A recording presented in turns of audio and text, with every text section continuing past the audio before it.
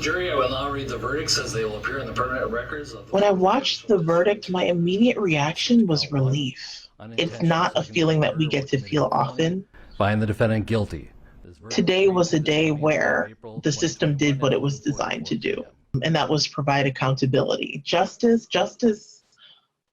is not necessarily something that you can call it when someone is dead, right? Just leading up to the verdict itself, there was so much anxiety around what the verdict would actually be, because in my community, we've seen so many times where an officer has got off.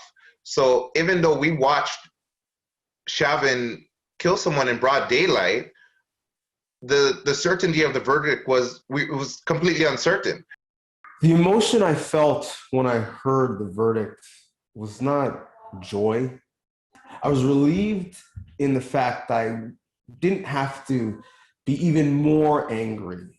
To be perfectly honest, I had more anxiety beforehand and worry, and mixed with maybe a little bit of hope. It's a little bit of a relief on my end, just to see that there was justice served. It's sad to say that I think Chauvin is actually bearing the brunt of a lot of officers and incidences that have happened before him.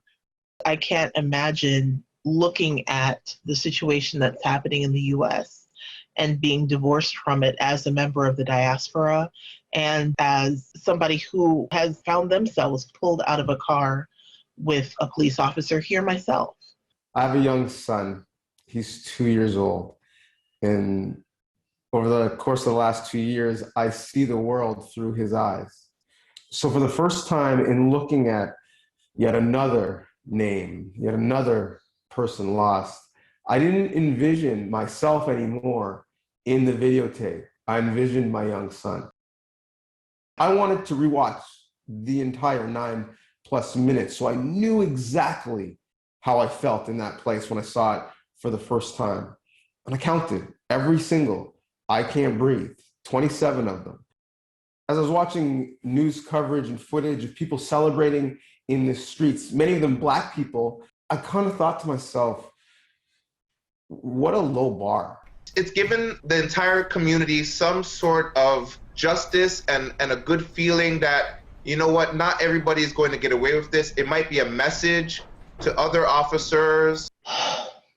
You have to keep fighting. You have to keep trying to make a difference.